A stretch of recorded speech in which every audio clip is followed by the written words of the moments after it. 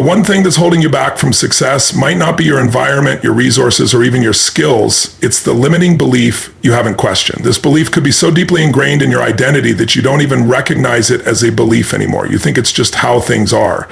But the truth is, the biggest barrier between where you are and where you want to be is the story you keep telling yourself about why you can't get there. That belief might sound like, I'm not good enough, or I don't have what it takes, or people like me don't succeed. It might be more subtle, like now's not the right time, or maybe later when I'm more prepared. These are all stories, narratives you've created possibly years ago, often based on a single moment of failure or pain. And over time, you've repeated the story so many times, it became part of your identity. But here's the truth. Nothing changes until you change the story. You need to stop treating beliefs as facts. A belief is just a thought you've repeated enough times that it feels like truth. It's time to interrupt that pattern. Ask yourself, where did this belief come from? Who gave it to me? What proof do I have that it's still true today? You'll often find that it came from a moment when you were scared, embarrassed, or unprepared. And yet you made a permanent judgment about your capabilities based on a temporary experience. That's not truth, that's sabotage. To create breakthrough success, you must consciously choose a new belief, one that empowers you, fuels you, and aligns with the future you want to build. That belief might be, I am resourceful enough to figure anything out, or my past does not define my future, or every day I take one step closer to my goals. The right belief doesn't just sound good, it forces you to act differently. It shifts your energy. It changes what you're willing to do, and more importantly, what you'll no longer tolerate. This shift doesn't happen by accident. It takes intention, repetition, and commitment. Just like you installed the old belief, you now need to install the new one. That means surrounding yourself with new voices, new standards, new environments that reflect the future you want, not the past you're trying to outgrow. You need to feed your mind like your life depends on it, because in many ways it does. You must guard what you allow into your thinking. And when that old belief creeps in again, and it will, you challenge it, disrupt it, and replace it. Every single time, your beliefs are the blueprint of your life. Change them and everything else begins to shift, but no one can do that work for you. It starts with awareness and it ends with action. The limiting belief holding you back is not stronger than you. It's just been repeated longer. Break the pattern, rewrite the story. That's where your freedom begins. If you're feeling stuck or unable to break through to the next level of your success, the problem likely isn't your strategy or intelligence, it's your state. The emotional, mental, and physical state you live in every day is the foundation for everything you do. Most people try to change their lives while remaining in a low energy, reactive, or fearful state, and then wonder why nothing changes. But you can't solve problems, take bold action, or think creatively when you're not in the right state. Success requires consistent access to a peak state, a place where your energy, focus, and emotion are aligned and working for you, not against you. Your state is influenced by three forces: your physiology, your focus, and your language. The way you use your body, how you breathe, how you move, how you hold yourself, directly impacts how you feel. Think about it. When someone is confident, they don't slouch, speak softly, or move sluggishly. They stand tall, breathe deeply, and move with purpose. That's not just a reflection of confidence, it's a cause of it. You can shift your emotional state instantly by shifting your physical state. Movement creates emotion. Energy isn't something you wait for, it's something you generate. Then there's focus. Whatever you focus on, you feel. If you constantly focus on what's wrong, what's missing, or what might go wrong, your state will reflect fear, doubt, and hesitation. On the other hand, if you focus on what you can control, what you're grateful for, and what you're building toward, you tap into a state of strength, clarity, and momentum. The mind will always find evidence for what it focuses on, so choose that focus wisely. Train it to serve your future, not sabotage your present. Finally, the words you use, internally and externally, shape how you experience the world. Language isn't just communication, it's creation. If you're constantly telling yourself, I'm overwhelmed, I'm exhausted, or this is too hard, your nervous system reacts accordingly. But change those words to, I'm figuring it out, or I'm becoming stronger, and you'll access a very different version of yourself. It's not about lying to yourself, it's about directing your mind with language that aligns with your vision, not your fear. When you live in a peak state consistently, your actions change. You make decisions faster, you follow through more often, you show up with energy and confidence. That energy becomes contagious. It influences your work, your relationships, relationships, and your ability to lead. Peak state is not a one-time thing. It's a daily practice. It's about building rituals that prime your mind and body every morning so you don't leave your emotional destiny to chance. You don't have to wait for motivation to strike. You can choose to step into the version of yourself who already has the drive, clarity, and power. But it starts with mastering your state, because when you're in the right state, everything else becomes possible. One of the most powerful truths about success is also one of the hardest to face. Most people are not being held back by a lack of talent, opportunity, or resources. They're being held back by their addiction to comfort. It's not that they can't grow, it's that they won't, because deep down, they've chosen familiarity over progress. Growth demands discomfort. It requires stretching beyond the edges of what feels safe and predictable. But comfort feels good, and the human mind is wired to seek what feels good, even if it keeps you stuck. There's a lie many people live by without even realizing it. Once things settle down, then I'll take action. Once I feel more confident, then I'll go after what I want. But comfort never leads to confidence. It's action in the face of discomfort that builds real certainty and growth. Waiting for the perfect moment or ideal condition is a trap that keeps you circling the same problems and patterns. The path to what you really want will always pass through fear, doubt, and discomfort. There is no way around it, only through it. The truth is, if you're not uncomfortable, you're not growing. Growth feels like resistance. It's awkward, unfamiliar, and often messy. But that's exactly where the magic happens, where new levels of strength, resilience, and capability are forged. Most people never reach that place because the moment discomfort shows up, they retreat. They lower their standards, back off their goals, and tell themselves stories to justify staying small. It's not the right time. I'm not ready. But those are just excuses dressed up as logic. The discomfort is not a stop sign. It's a signal that you're on the edge of expansion. The problem is that we've been conditioned to believe that comfort equals success. We're told to build a life that's stable, predictable, and safe. But true success doesn't come from playing it safe. It comes from playing full out. It comes from stepping into rooms where you feel out of place, taking on challenges that stretch your capacity, and doing the hard things even when no one's watching.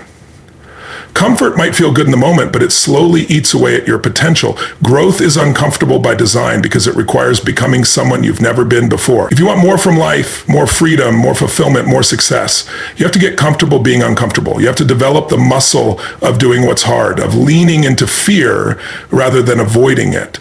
That's where breakthroughs happen. That's where transformation lives. Stop chasing comfort and start chasing growth, because everything you want is on the other side of that discomfort you've been avoiding. The question isn't whether you're capable. The question is whether you're willing to trade the illusion of safety for the reality of growth.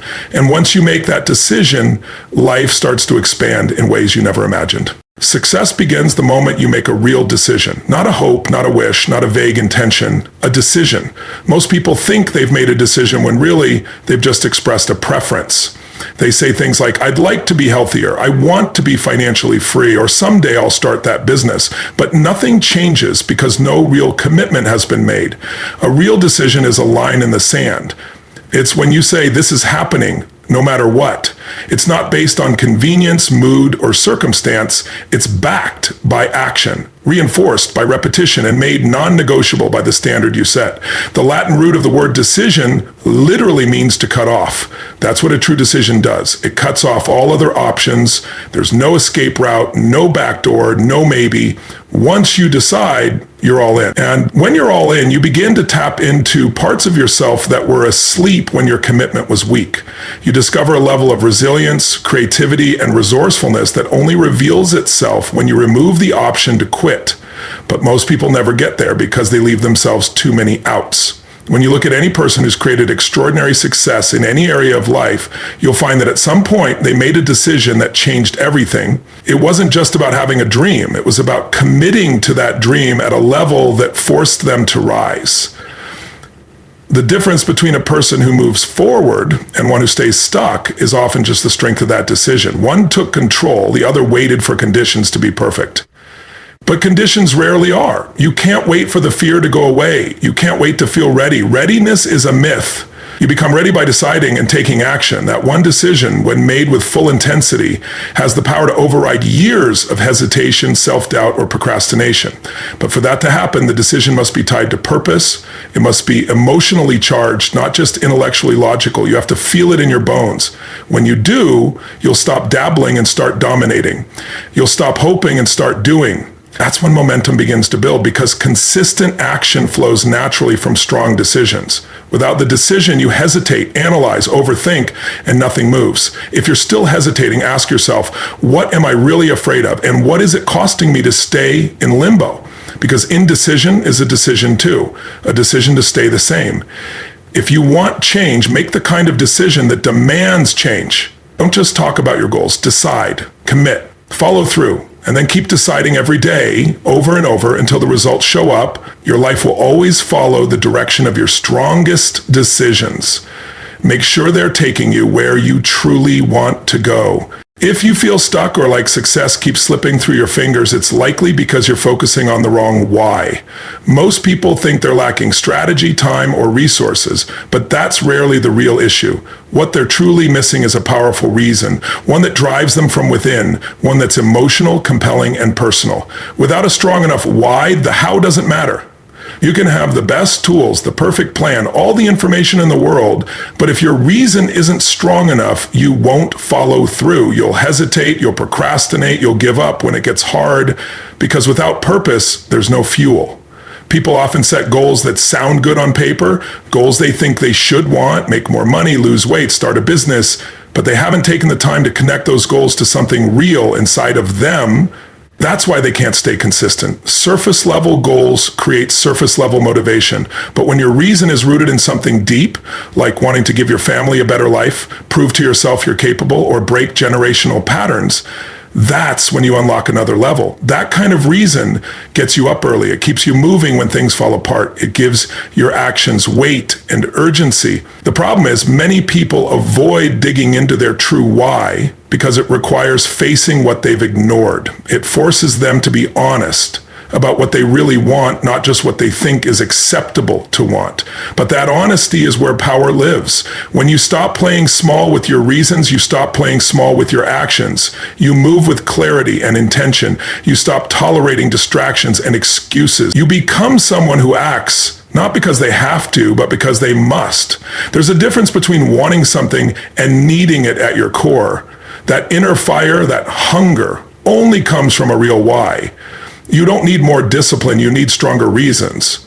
You don't need to be more talented, you need a vision that's tied to something meaningful. When your why is strong enough, the how starts to reveal itself. You find a way, you attract the right people, you spot the opportunities that were invisible before. Because when your mind is locked on a reason that truly matters, your energy changes. You become resourceful, committed, unstoppable. So if you're not where you want to be, look at your why. Is it shallow or is it deep? Is it borrowed from someone else or is it your own? Is it soft and comfortable or does it make you emotional when you think about it? Your why should move you. It should scare you a little and excite you a lot, because that's when you know it's real. When your purpose is clear, the path opens up. Not because it's easy, but because you're finally ready to walk it. Everything changes when you find your real reason.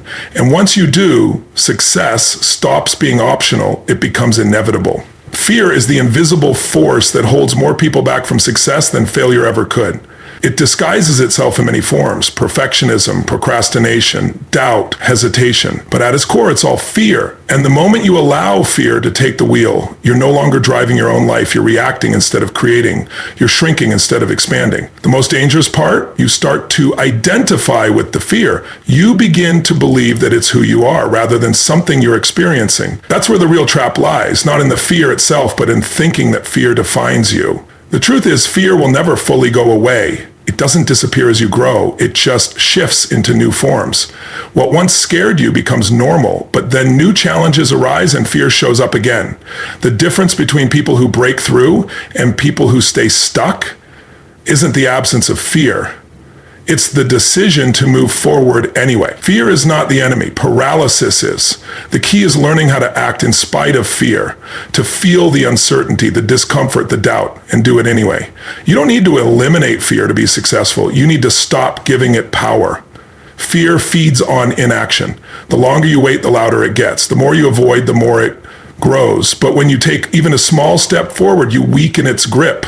Action dissolves fear. Clarity comes from movement, not from overthinking. If you wait until the fear goes away, you'll be waiting for the rest of your life. But when you show yourself that you can act while afraid, you start to rebuild your trust in yourself, and that changes everything. You also need to stop treating fear like a signal to stop. Most people interpret fear as danger, but in many cases, fear is simply a sign that you're stepping into the unknown, into growth, into territory that matters. That doesn't mean run away, it means lean in. Fear is often a compass pointing you toward the areas of life where transformation lives. The very thing you're afraid of is usually the thing you need to do next. The most successful people in the world feel fear just like anyone else, but they've trained themselves not to obey it. They've conditioned their nervous systems to move with courage, not comfort. Courage isn't the absence of fear, it's the decision that something else is more important. And that decision must be made over and over again, because fear is relentless, but so is your potential. You are not your fear. It's just noise, and you get to choose.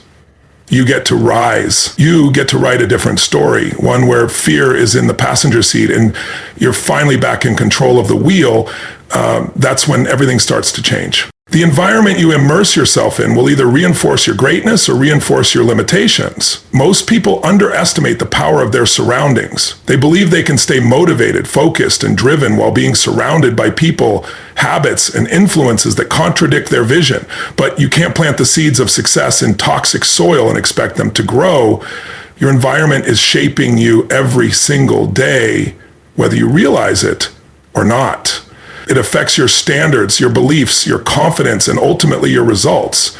Think about it. When you spend time around people who are negative, small-minded, or constantly complaining, it begins to seep into your own thinking. You may not even notice it at first, but slowly your ambition fades. You start to doubt your dreams. You lower your standards just to fit in. This happens not because you're weak, but because you're human. We are wired for connection, and the energy we absorb from others influences the way we think, feel, and act. That's why being intentional about your environment is not optional, it's essential. The same goes for your physical space, your daily routines, the content you consume, and even your digital world. If you're constantly surrounded by distractions, clutter, and noise, you'll struggle to find clarity and focus. If your social media feed is filled with negativity or meaningless comparison, it will drain your energy and sabotage your drive. On the other hand, when you design an environment that reflects the future you want, not the past you're trying to escape, you begin to rise. You think bigger, you act bolder, and you stop settling. One of the fastest ways to elevate your life is to elevate your environment. Surround yourself with people who challenge you, support you, and push you to grow. Listen to voices that inspire action and raise your standards. Read things that stretch your thinking. Build routines and spaces that promote energy, focus, and progress. This isn't about perfection, it's about alignment. Every piece of your environment should be helping you become who you're meant to be, not holding you in who you used to be. Sometimes that means making hard decisions, letting go of certain relationships, saying no to things that drain you, creating boundaries. These are acts of self-respect, because you can't afford to protect people's comfort at the expense of your calling. Your dreams are too important. Your potential is too valuable. You are not designed to fit in. You are designed to rise. And that rise starts with what you allow around you. If you want to know where your life is headed, take a look at your environment. Is it feeding your fire, or is it slowly putting it out? Change the people, change the inputs, change the energy, and you'll change the results. Because success isn't just about who you are, it's about where you are and what you consistently expose yourself to. Upgrade your environment and your life will follow. Every time. The environment you immerse yourself in will either reinforce your greatness or reinforce your limitations. Most people underestimate the power of their surroundings. They believe they can stay motivated, focused, and driven while being surrounded by people, habits, and influences that contradict their vision. But you can't plant the seeds of success in toxic soil and expect them to grow. Your environment is shaping you every single day, whether you realize it or not. It affects your standards, your beliefs, your confidence, and ultimately your results. Think about it. When you spend time around people who are negative, small-minded, or constantly complaining, it begins to seep into your own thinking. You may not even notice it at first, but slowly your ambition fades, you start to doubt your dreams, you lower your standards just to fit in. This happens not because you're weak, but because you're human. We are wired for connection, and the energy we absorb from others influences the way we think, feel, and act. That's why being intentional about your environment is not optional. It's essential. The same goes for your physical space, your daily routines, the content you consume, and even your digital world. If you're constantly surrounded by distractions, clutter, and noise, you'll struggle to find clarity and focus. If your social media feed is filled with negativity or meaningless comparison, it will drain your energy and sabotage your drive. On the other hand, when you design an environment that reflects the future you want, not the past you're trying to escape, you begin to rise, you think bigger, you act bolder, and you stop settling. One of the fastest ways to elevate your life is to elevate your environment. Surround yourself with people who challenge you, support you, and push you to grow. Listen to voices that inspire action and raise your standards. Read things that stretch your thinking. Build routines and spaces that promote energy, focus, and progress. This isn't about perfection, it's about alignment. Every piece of your environment should be helping you become who you're meant to be, not holding you in who you used to be. Sometimes that means making hard decisions, letting go of certain relationships, saying no to things that drain you, creating boundaries. These are acts of self-respect because you can't afford to protect people's comfort at the expense of your calling. Your dreams are too important. Your potential is too valuable. You were not designed to fit in. You were designed to rise. And that rise starts with what you allow around you. If you want to know where your life is headed, take a look at your environment. Is it feeding your fire or is it slowly putting it out? Change the people, change the inputs, change the energy, and you'll change the results. Because success isn't just about who you are, it's about where you are and what you consistently expose yourself to. Upgrade your environment and your life will follow.